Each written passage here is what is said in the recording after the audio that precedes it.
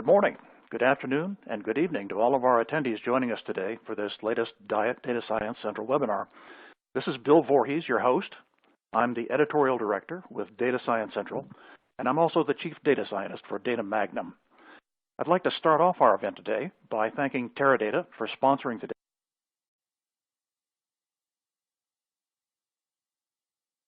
event. Teradata is a longtime supporter of the Data Science Central community, and we're honored to have them sponsoring our event today. I'd also like to take this opportunity to mention and show our appreciation for other recent sponsors, including Tableau, Microsoft, Exaptive, Oracle, IBM, and Hortonworks, to name just a few. Past webinars are available on demand at datasciencecentral.com. If you haven't had the opportunity to view them, I encourage you to take a look, as they provide some very useful insight into a wide variety of topics of interest to our data science community. Today's webinar is entitled Extracting Analytic Intelligence from Hybrid Cloud-Based Data Systems, a Success Story. So before we begin, I'd like to briefly review the format of today's webinar. Today, we have a presentation that is an hour long. We have 3 panelists that I'll introduce in just a minute. There'll be a 10 or 15 minute question and answer session following the presentation. And this event is being recorded and will be available on datasciencecentral.com in the next few days following today's live event. I'd also like to encourage our attendees to provide questions throughout the presentation. We'll be reviewing and presenting them on your behalf during the Q&A portion of today's event.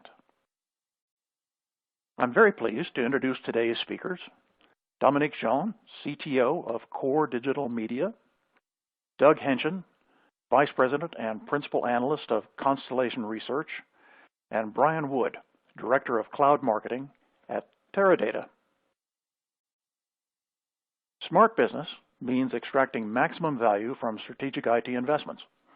And this includes extending on-premises data warehouse infrastructure with new cloud-based capabilities. Hybrid cloud deployment is a pragmatic approach yielding the best of both worlds, including cost-effective disaster recovery, scalable resources for development and testing, and powerful capacity for production system expansion. In today's Data Science Central webinar, you'll hear from Dominique as he describes his firm's journey into hybrid cloud, and get fresh perspective from Doug, a well-respected analyst and editor. You'll have a clear understanding of how your team can put a new shine on your company's analytic data warehouse investment by combining on-premises performance with cloud-based flexibility. So Doug, with that, I'm going to turn it over to you. You can begin as soon as you're ready to go. All right, thank you, Bill. It's great to be here to tell you a little about Constellation Research. We're a Silicon Valley-based analyst firm that focuses on how companies can really transform their business models and their business processes with disruptive technologies. And cloud options that promote agility and flexibility and cost savings definitely fall into that category. So to review my agenda, I'm going to kick off with some context on cloud computing, on hybrid cloud deployment, and on how cloud and big data trends sort of intersect. And then I'll discuss 5 use cases that lend themselves to cloud and hybrid deployment. And then finally, I'll conclude with some recommendations on hybrid cloud deployment. And many of these are from a case study report I recently wrote based on in-depth interviews with 2 Teradata Cloud customers, including my fellow guest on today's webinar, Dominique Jean of Core Digital Media. So let's start with the context of cloud, hybrid deployment, and the big data trend. So unless you've been under a rock for these last 3 to 5 years, you're probably well familiar with these 5 arguments for cloud adoption. Now, the case for cloud has been getting stronger, particularly for public cloud infrastructure as a service providers like Amazon and Google and Microsoft, or platform as a service providers like Salesforce with Force.com, and for software as a service applications like Salesforce, Eloqua, NetSuite, Workday, and so on. I'm sure most of those attending today's event have embraced at least one of these forms of cloud computing. Now, as for the world of data and data infrastructure, That has been somewhat slower to move into the cloud, but depending on the industry and the sensitivity of the data, that's changing as companies sort of recognize cloud advantages for data management, including agility and elastic scalability. Now, as I alluded to a moment ago, there are plenty of businesses that for privacy reasons or security reasons or regulatory reasons just won't put their data into public clouds. Now, you can argue all you want about cloud versus on-premise security, but for some businesses and some industries, they're just not going to go there, at least anytime soon. In some cases, data residency requirements are the problem. In certain countries in the EU and Russia, for example, they want the data in data centers in country, and that complicates cloud deployment. In other cases, there are competitive reasons why companies might avoid certain cloud providers. Some big retailers, for example, are known to avoid using Amazon Web Services, viewing that company as sort of one of their competitors. Finally, there's the issue of control, with some businesses facing tight service level agreements that demand performance levels that public cloud service providers can't or won't guarantee. Now, all of these are among the reasons that some companies choose on-premises, private cloud, or hybrid combination of on-prem and private cloud deployment. Now, Core Digital Media and the second Teradata customer I interviewed for my report both chose hybrid deployment. They're both keeping their primary production Teradata systems on premises while shifting selected workloads to private cloud, specifically the Teradata Database as a Service offering. Now, cloud is just one of several interrelated trends changing the IT landscape. Mobile apps and social networks, for example, are contributing to the explosive growth of data and the big data analysis trend. And big data is naturally contributing to the move into the cloud as companies seek more agile ways to scale up quickly and to experiment with new data types and new analytical approaches. Now, the Internet of Things is just the latest trend that's going to contribute to the cloud migration. So with massive amounts of sensor data, for example, being collected at the edge of the network, you can bet that cloud capacity will figure heavily in how companies rapidly scale storage and compute capacity. And we've seen this already with automotive manufacturers relying on cloud capacity to support their smart car services. Now, before I discuss hybrid scenarios, I think it's important to separate the private cloud and hybrid deployment decisions. The two often go together, but they're two separate choices. Data privacy or regulatory concerns, for example, might keep you off of public clouds, but that doesn't mean you can't gain cloud advantages with private cloud or the hybrid combination of on-prem and private cloud deployment. And similarly, companies that have tight service level requirements might deploy their production data warehouse on-prem or private cloud, but then choose public cloud in a hybrid scenario for, say, disaster recovery. So focusing in on hybrid use cases, disaster recovery is often the first stepping stone into the cloud, and it's an easy and obvious way to avoid investing in and managing additional infrastructure. Now, companies with data privacy or regulatory concerns, a natural hybrid combination is keeping the production deployment on-prem while moving backups to private cloud. And if the concern is performance, the hybrid scenario might be running production on-prem or in the private cloud while moving disaster recovery to a public cloud service. Finally, for those with a single data center location, cloud is also a risk mitigation option for geographically isolating the disaster recovery instance, and I know that figured in Core Digital Media's use case. Now, developing and testing is another sort of no-brainer for cloud and hybrid approaches. Once again, you avoid capital investment and administrative overhead while gaining cloud elasticity and faster deployment for the test dev instances. And interestingly, the second Teradata customer I interviewed used Teradata Cloud for both disaster recovery and dev test, and that combination offered the bonus of being able to quickly copy data from the DR instance to the dev test instance without disrupting the production environment.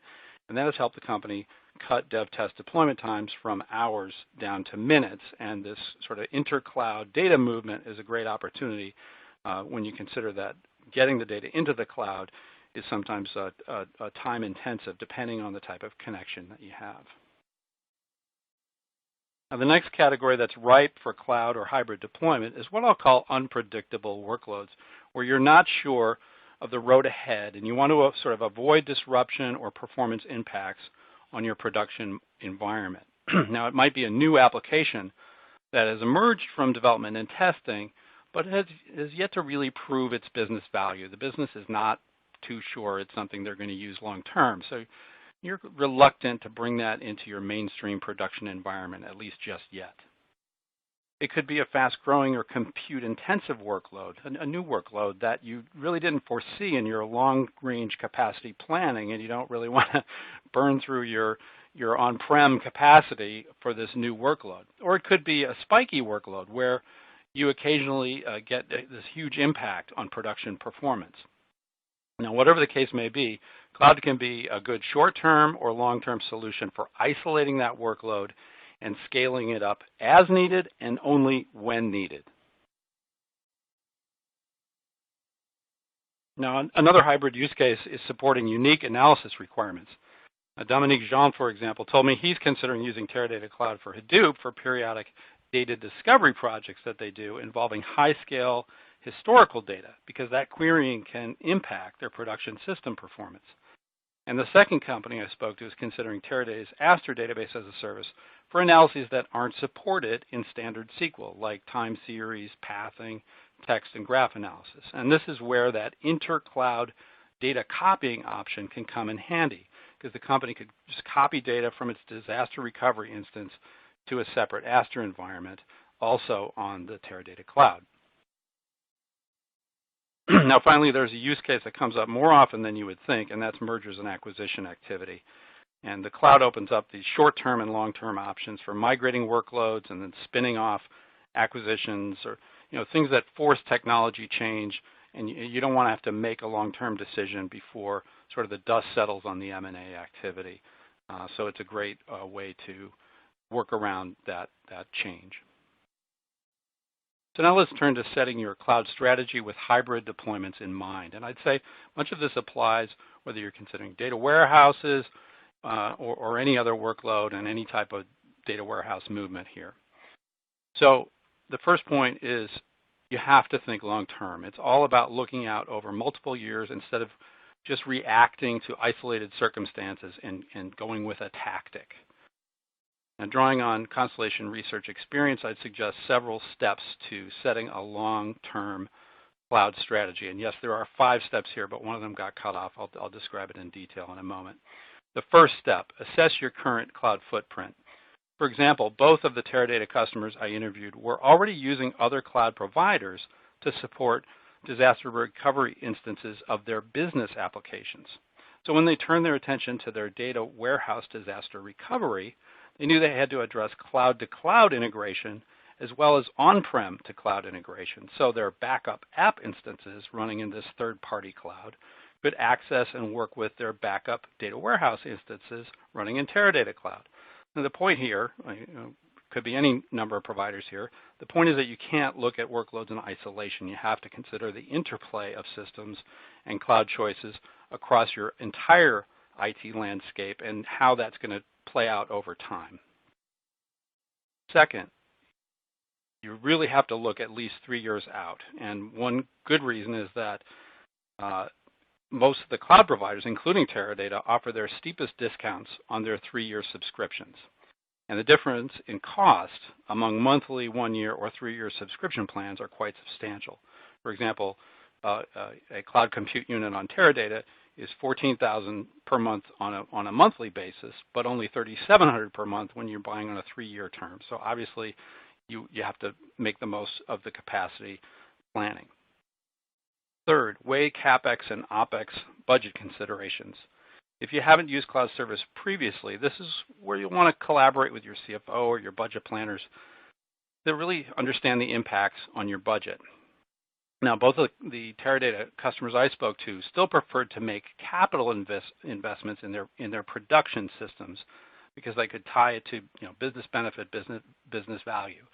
But disaster recovery didn't fit this description in their minds, and that's where they chose cloud and embrace an operational budgeting approach.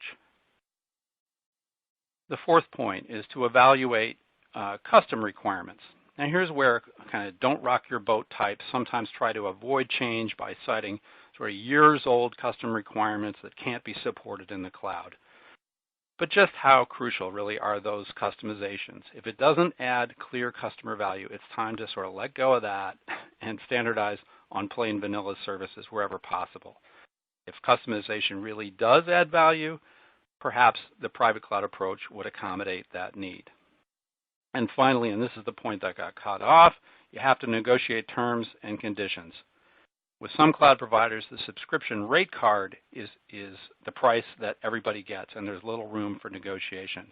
Now, both of the Teradata customers I spoke to said that Teradata sticks to its published prices, which you have to respect.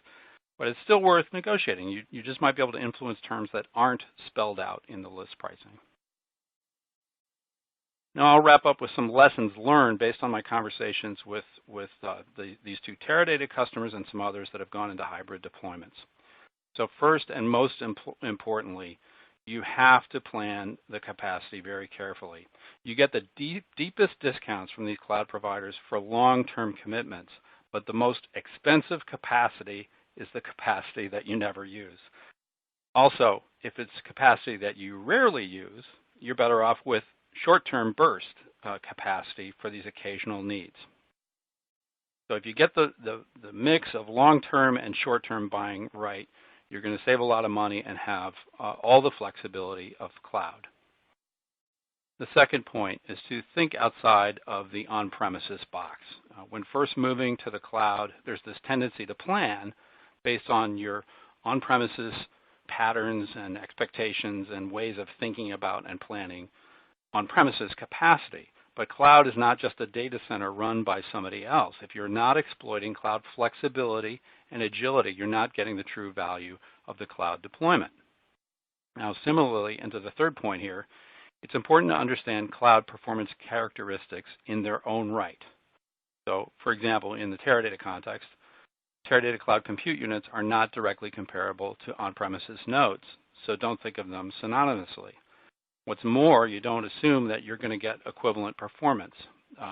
So Teradata customers are told right out that they're going to get less of performance with a cloud, virtualized environment. But one of the Teradata customers I spoke to said he was really pleasantly surprised by the performance levels. So the lesson here really is to do some short-term testing, to familiarize yourself with these services before signing these 3-year terms. So you kind of understand, you know what to expect before you sign a long-term deal.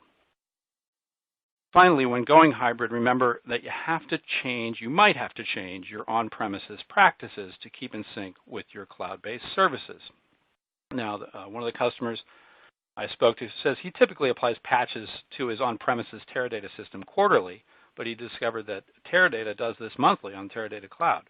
And in contrast, his firm typically is very aggressive about deploying Teradata database upgrades, but in his experience, Teradata has been more conservative about doing that in the cloud. So the idea is to kind of understand what those practices are, and in the case of disaster recovery, for instance, is very important to have consistency from one environment to the other in the hybrid deployment. So I'm going to close with this slide, which might help you gauge your organizational preparedness for hybrid cloud. In my experience, market leaders have already committed to, or at least dabbled with, data infrastructure in the cloud. I would say hybrid data warehouse deployment is in its early days, but it's hardly a risky or radical proposition at this point. But with that, I'm going to wrap up and hand things over to Dominique, but I want to share my contact information. We're going to have a Q&A session after today's presentations, but if you're interested in advisory around product selection or technology direction, that's something we offer through our Constellation Executive Network. So feel free to contact me at doug@constellationr.com. So Dominique, over to you. Hi, Doug. Hello, everybody. I'm glad to be here. I wish I had received a presentation or seen a presentation like Doug just showed before we embarked on our own journey to the cloud, because we had to learn all this on our own. So I think, for everybody who is attending today, this should be very useful in your decision making if you're not in the cloud yet with Teradata or your data platforms in general. So I work for Core Digital Media. I'll tell you a little bit about our company so you understand what we do. We power brands like lomabills.com and ClassesUSA.com. Those are websites that take consumers and match them to partners who are offering financial services or online education programs. And we basically run advertising for them. We are one of the top 10 online advertisers in the U.S. across the display, paid search, mobile, and social marketing channels. And we have been a Teradata customer since 2007. We have actually gone through 3 generations of Teradata systems in those 9 years that we've been a customer with them. So what do we do? We empower big and small businesses, and we market for those businesses and help them acquire customers. For the larger ones, we typically supplement certain channels where we excel or we're ahead of like other people, like might be Facebook, might be search, might be display.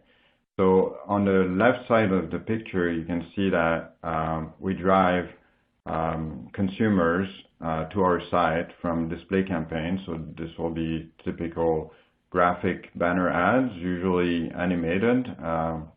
We are very good at having ads that grab attention, so you guys may have seen some of those.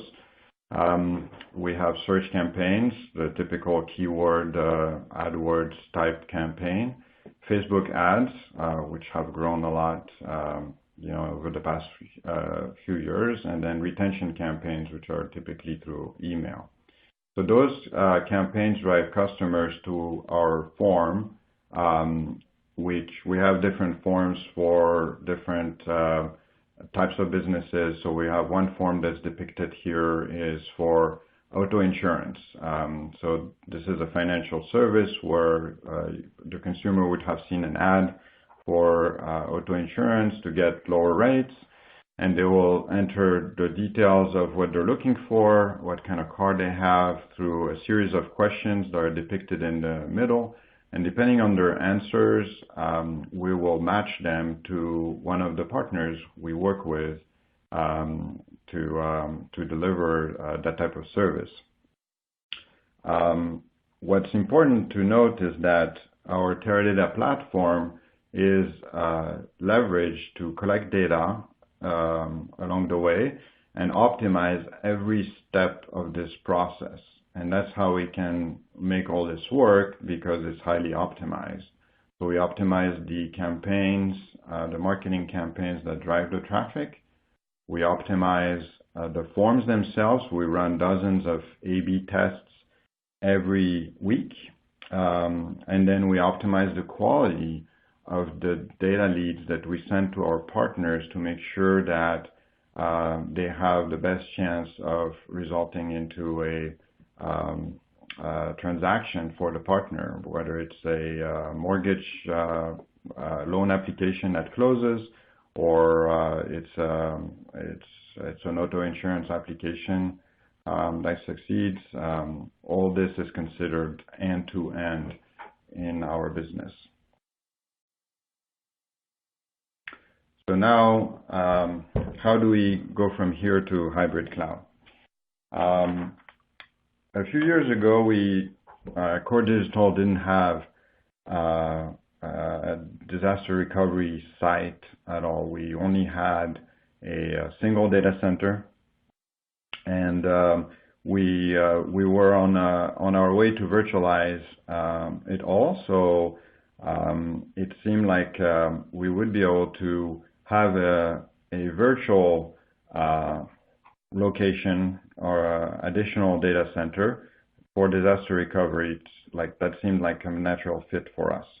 So we started migrating all our websites to this virtual infrastructure, and then we extended that in a cloud where we worked with an infrastructure as a service vendor to provide the same type of infrastructure that we use in-house, namely Cisco UCS with VMware on top. So the advantage was that we basically had a data center that we didn't own, we didn't have to worry about operating, and it looked just like what we had in our own data center. However, for Teradata, the way we did disaster recovery in the past was that we used those older generation systems that I've talked about earlier as our backup systems. The downside is that they were all co-located on-premise in our data center in California, so that if our newer and primary Teradata system crashed, great, we could fall back to one of those systems. But if we lost the entire data center, we would have had no choice. So we were in a situation where we had a DR solution that only covered our websites and transactional databases for any sort of geographical or event or anything that may impact the data center, like a major power outage or fire, etc. So from a business perspective, the problem was that, just as I mentioned earlier, we use the data that is in Teradata heavily to optimize campaigns. And actually, 2/3 of our employees are direct users of our BI platform and Teradata indirectly. So we would have websites that we could run and operate, but we didn't have any of the tools that we're used to having to optimize those campaigns and keep them running efficiently. And finally, we have developed a number of applications that all are data-driven. So all those applications would not function properly without this ecosystem, this data platform that our Teradata data warehouse is the centerpiece of. So that is the challenge we had, and that is what caused us to go and look for solutions. So the requirements of the solution were that we wanted to avoid CapEx because we use CapEx for projects that grow revenue, and we have limited supplies of it. So we decided that for something that's really about risk mitigation, like disaster recovery, we should use more of an OpEx solution. We also didn't want to have anything that would cause us to need more headcount. So it had to be managed as much as possible or very similar to the infrastructure we already have. We wanted to have at least a certain amount of historical data warehouse data available, and we also wanted to be able to update it quickly, meaning within hours, and not have to wait for something to be provisioned and restored after a number of days. Those days would not be acceptable as a business, since we wouldn't be able to optimize our campaigns and all our websites and keep revenue being generated. And however, one of the trade-offs that was deemed acceptable was to have a certain amount of degraded performance. The main things processes that happen in the data warehouse are continuous loads, and we decided, well, maybe in degraded mode we could survive with fewer loads, and then reporting could be slower. And finally, we needed the ability to scale up, but we only need that in case of disaster. We don't need to have a huge amount of capacity laying around for a disaster that may never happen. So we only needed enough capacity to replicate our data to the cloud and run in degraded mode for a while until we can provision more capacity. So the cloud seemed like a natural fit for us, and we were very happy when Teradata launched their own cloud, because we were already using a cloud vendor for disaster recovery for our web applications. So in this diagram, you can see on the left-hand side, our primary data center is in California, and basically has web applications, websites, lowmabills.com, classesusa.com. It has BI applications that are loading the data and like reporting, etc. And it has a 2750 Teradata appliance that we use to house all our data.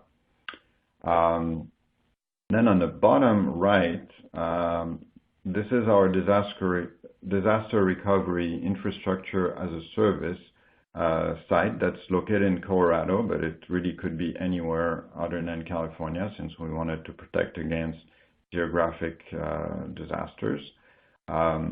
And that infrastructure as a service cloud runs our web applications. And it also houses our BI applications, because some of them interact with our transactional databases, which also run in that cloud, which is blue on this picture. The two are connected by a VPN connection. So for cost reasons, we avoided having dedicated point-to-point links, and we decided that we didn't need this was a luxury that we didn't need to have.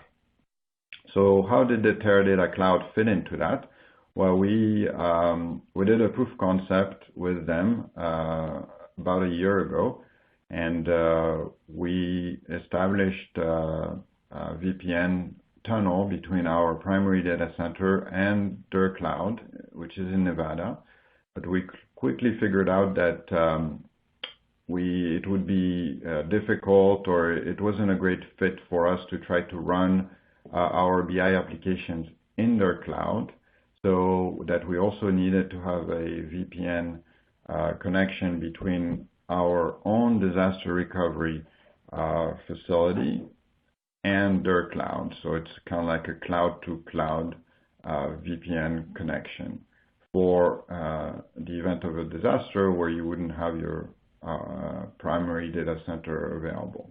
So we ended up really with 3 locations: the primary data center in California, the disaster recovery location in Colorado, where we're running all our applications, and the Teradata Cloud, where we basically have all our data.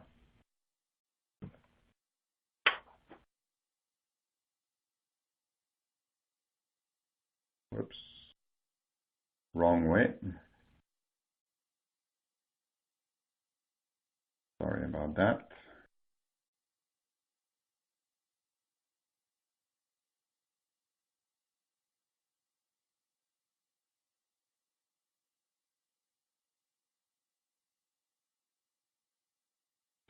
I'm waiting for it to catch up. Okay, so this is a more detailed description of what you've just seen. So on-premise, since 2014, We have a 2750 4-node appliance for production, and we have, there's a typo here, 1 node for development and QA. This has been sufficient for us to run all our workloads, which are a lot more CPU than I/O intensive. So previously we had the larger 5500 and 5600 series enterprise data warehouse solutions, which give us a huge amount of I/O capacity, but we were always constrained on CPU. So we decided at the end of 2013 to switch to an appliance after doing some testing, because the appliance turned out to be a lot better suited to the type of workload that we had. So when we started talking to Teradata about their cloud, it looked like, it seemed like very similar to the appliance that we had. We went with the minimum configuration of 2 cloud compute units, which we were told would have about a similar performance as a physical node that we owned. And then we provisioned the 2 VPN links that I depicted on the diagram. Those links were required for testing and then for production. And then we decided that we would only have that this infrastructure was just what was required for us to keep data up to date, and it was sufficient for degraded performance, and that we did all that in a POC that lasted about a month last year, and we have been up and running in production with the Teradata Cloud since last summer. One aspect that I wanted to mention is that you obviously have to find out how to synchronize your data between the primary system and the cloud. And we did that with scripts that we already had to keep dev and QA environments updated with production data.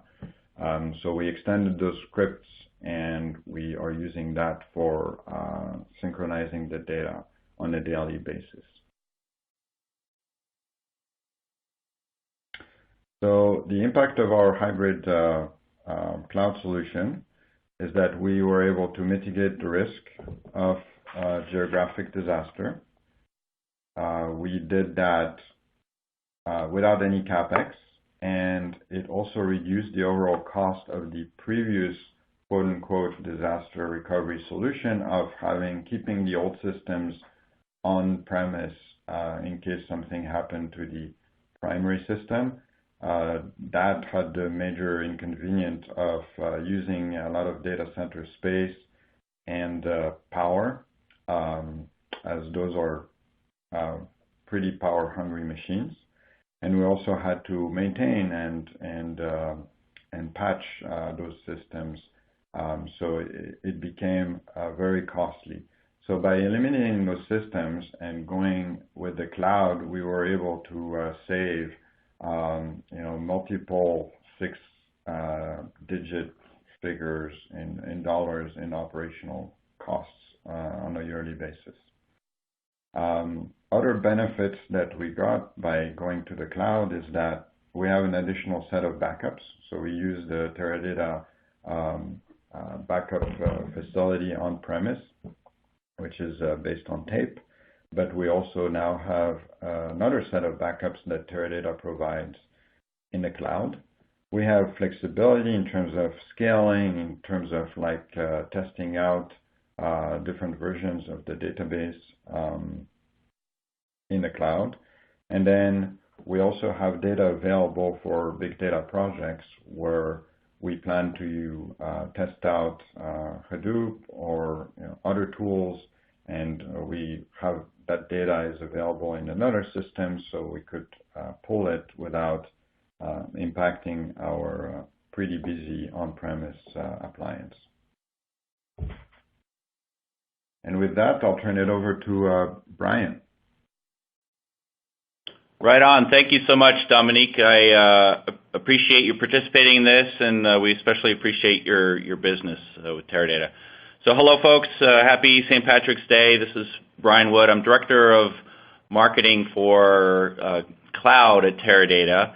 And what that means for us, real briefly, is we think of it as hybrid cloud, a range of capabilities across different deployment environments. And that includes on-prem, managed cloud, and public cloud. So by on-premises, I mean, obviously that's not a cloud environment, but we are starting to infuse more cloud-like agility and flexibility into our on-premises products. Managed cloud is what we've been talking about with Core Digital Media and the other company that did not wish to be named, but did want to participate in the analysis by Doug. The managed cloud environment we call Teradata Cloud, and then what we will soon launch, literally 2 weeks from today, and we pre-announced this back in October, Teradata Database on AWS, initially on AWS, and then later this year on Microsoft Azure, and the next year in the Google environment. The whole concept here of hybrid cloud is the same software, but being able to deploy in many different environments, so on-prem, a managed environment, public cloud environment. So you get the benefit of the blending of these different environments. You get max performance, max concurrency in an on-prem environment, and then you get max agility, max flexibility in a public cloud environment. And then with managed cloud, you get a little bit of both. You get dedicated bare metal type performance, but you get the benefit of having a cloud operations team manage the infrastructure on the customer's behalf, so that frees up time and resources to work on other higher value add or more unique type offerings. So hybrid cloud is really the name of the game for Teradata here. The other key thing to note is that Teradata is Teradata. So in other words, Teradata in the cloud is the same database software as in our on-premises systems.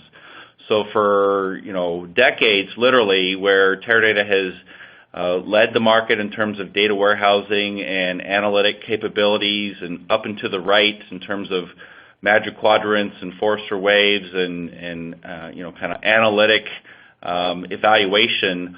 All those same benefits and attributes carry over into the cloud environment because, again, it is the same database software. So it's, in other words, it's not a different version. It's not a watered down or light version of the software. All the features and capabilities. So that what that means for existing Teradata customers is that they can extend the value of their investments. They're not sunk costs. They're not stranded assets or investments. It's not a forklift upgrade. It's literally extending the value into these new environments. And most of our customers have expressed interest in adding cloud to augment what they have on premises as opposed to replace what they have on premises. There will be certain customers that want to go all in on the cloud, and I'm going to talk about one case here coming up shortly. But by and large, most companies will have a blend. They have an on-premises system and they want to expand agility and flexibility, maybe for test dev or QA type use cases. It's really an and rather than an or.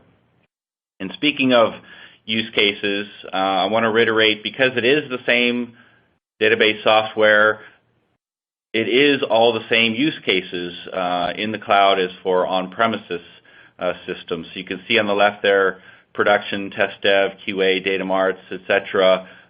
With Core Digital Media's case, disaster recovery is the use case. And like Doug talked about, the rationale on the right, it varies by company, but whether it's a mandate from a top-down type mandate or a shifting of OpEx to OpEx from CapEx, the agility itself in terms of bring up, bring down, or in the case of the managed cloud environment, it's the freeing up of resources because you have a team of dedicated Teradata professionals managing that environment, so therefore your team does not have to spend money and cycles, time, the most valuable resource, managing the infrastructure. Our team does all that on behalf of the customers, and so therefore customers can focus on insight. So real brief, what is Teradata Cloud? Well, it's really 3 different offerings as a service, and customers can choose 1, 2, or all 3.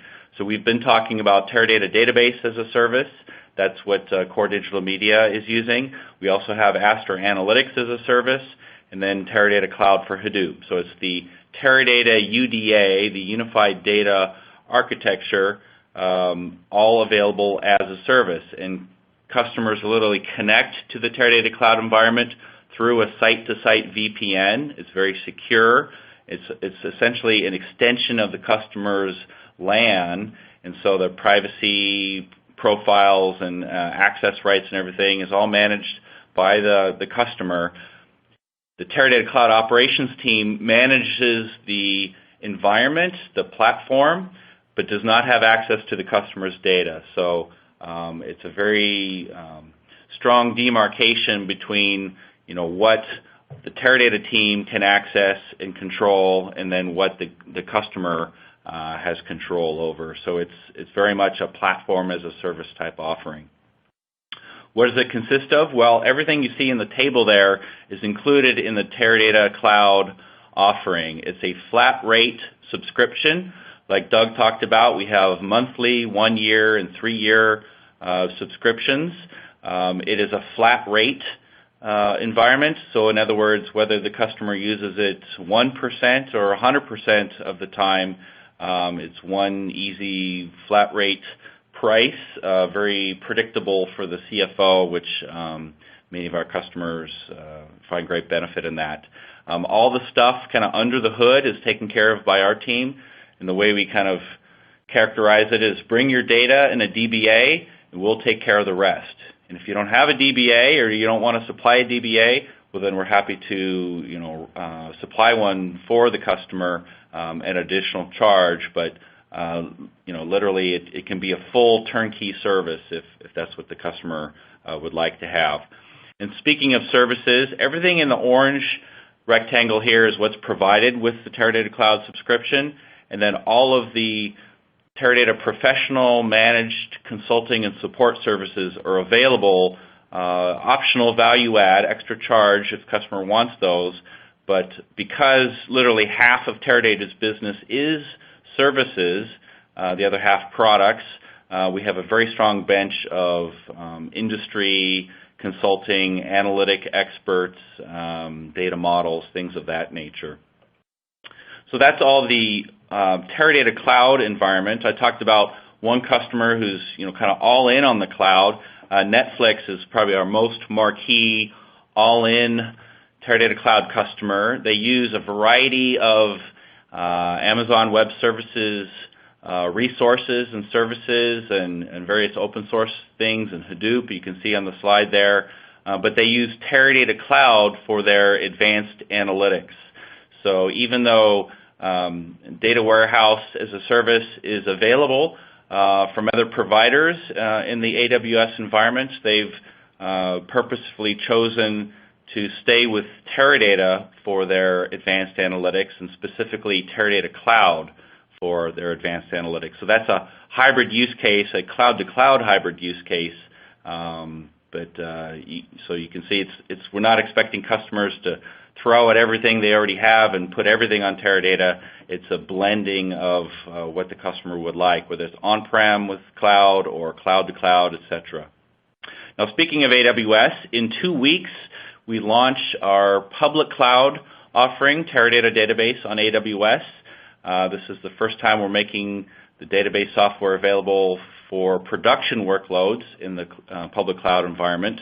It will be available on AWS Marketplace, a self-serve type offering. Again, same database software, just available in a different mode, i.e. self-service on public cloud via AWS Marketplace.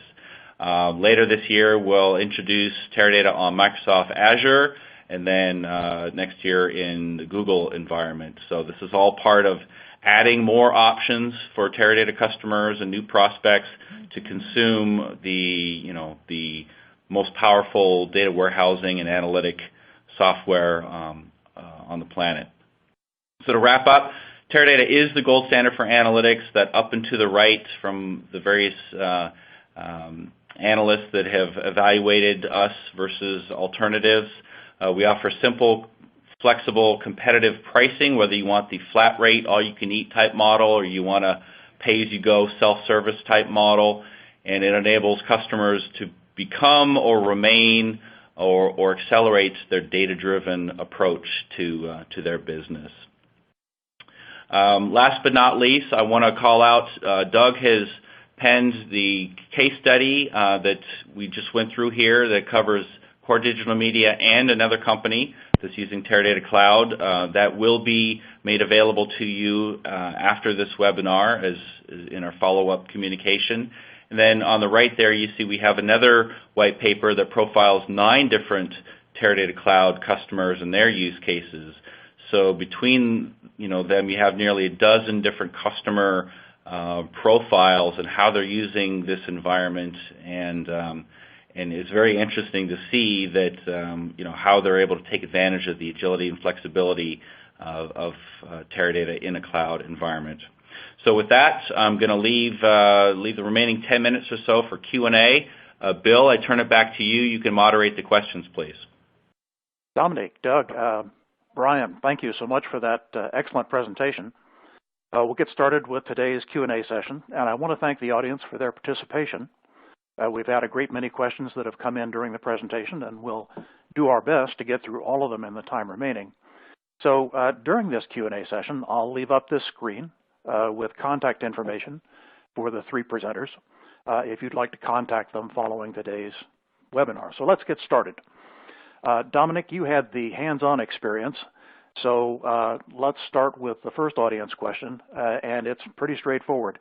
If you had to do it all over again, knowing what you do today, would you have done anything different? Fundamentally, no. Specifically for the synchronization, I think Teradata offers a data mover product that we're going to look at because it does take quite a bit of work to make sure that the data synchronization or replication from on-premise to the cloud works reliably. So that's something that we're going to look at.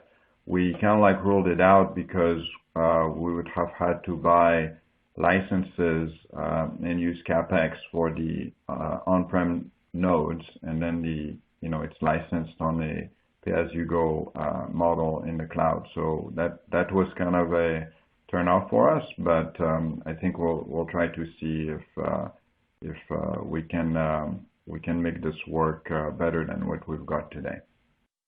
Well, Dominic, thanks.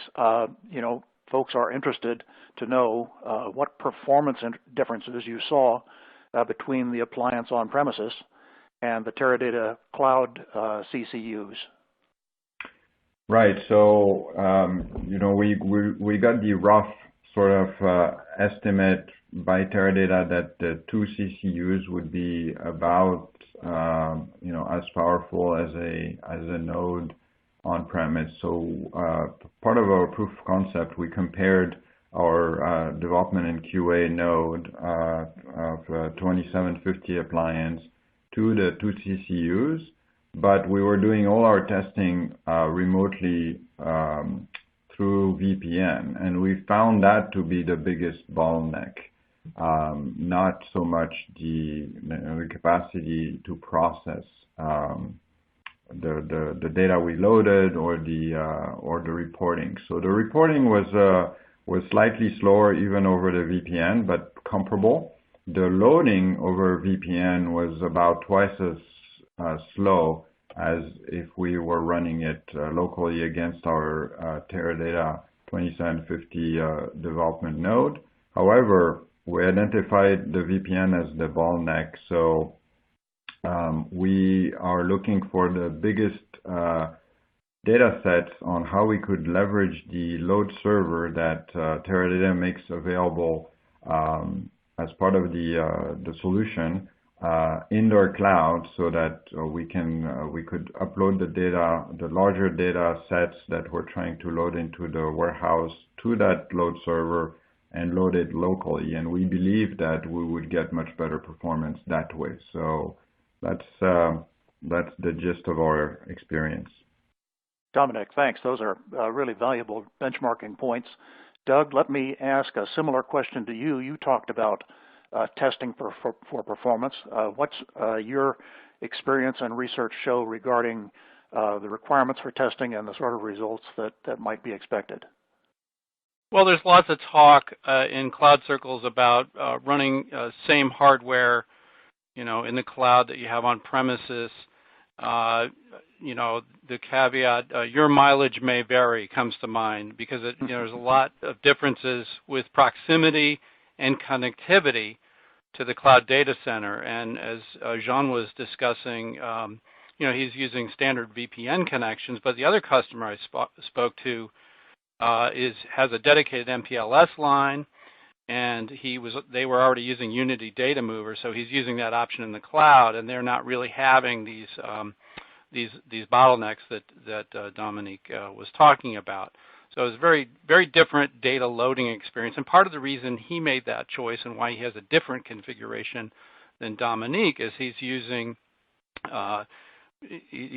both disaster recovery and development and testing in the cloud, and he needs to move data from that DR environment over to test dev. It's great because once you have it there in the cloud, it's easy and you're not creating any interruption of your production environment. So, on the hardware side, I think the key point is to sort of test and learn about the performance characteristics, perhaps before you make these 3-year arrangements. And you can change, and as Dominique is exploring different ways of exploring connectivity, and this other customer, again, using a dedicated line rather than the standard line. And as I understand it, there are several options in the VPN family too for bandwidth. I think as Brian was discussing, I think the more important thing is that you have similar software across these environments, so you can leverage the experience of your staff. Again, this other customer, he was able to use the Unity Data Mover that he was familiar with on premises. He was able to use Query Grid and all these tools that he was used to using on premises. So it's great to have that portability into the cloud. Doug, while we're on the topic of your research, would you comment briefly on where you think we are along the adoption curve with hybrid deployment, and are there particular companies or use cases that seem to lend themselves to this model? Well, I think we're sort of at the end of the beginning. Where application workloads are concerned, we've seen a lot of hybrid development. As I mentioned, with data warehousing, it's a little less mature. There are lots of database services in the cloud. There are far fewer options when you want something where there's an on-prem and private cloud and public cloud, and they're all the same offering. And then fewer still where you have this database in 3 different database options in 3 different environments, plus other platforms like other database options and Hadoop, et cetera. So, to my mind, disaster recovery, development testing, these are broadly appealing. They cut across industries, and as long as you have that private cloud option, any industry can go there because they don't have to worry about the privacy and security and the performance concerns with that private cloud option. Where the unpredictable workloads, there's many categories of them. You can call it a data mart. You can think of data discovery applications. You can think of big compute. That's where we're seeing companies like digital marketing, core digital media being an example. Telcos and broadband providers have these really lumpy workloads. Retailers sometimes periodically doing like lifetime customer value. Pharmaceutical companies have these incredibly spiky, data correlation with clinical trial data. They're definitely on the cutting edge. They're implementing cloud activity in a hybrid fashion. Wow, that's a great answer. And Doug, Dominique, Brian, thank you for some great answers to some very good questions. For those of you who asked questions that weren't answered today, we'll be sending all the unanswered questions on to our presenters so that they can follow up with you following today's webinar. I have just a few quick announcements. If you'd please mark your calendars for March 22nd and our next Data Science Central webinar, which is Planes, Trains, and Automobiles, a data scientist guide to modeling engine degradation, and that's going to be sponsored by Pivotal. Also, today's taping will be available for on-demand viewing later today, and you can find that on the home page of Data Science Central in the Webinar tab located at the top of the page. Well, this brings today's webinar to a close. I'd like to thank our audience for their attendance and thoughtful questions, and a special thanks again to Teradata for their sponsorship, and our speakers today, Dominique Zhang, Doug Henshin, and Brian Wood for their insights into today's topic. My name is Bill Voorhees. I'm very pleased to have been your host for today's event. I look forward to seeing you all again on March 22nd. Have a great day.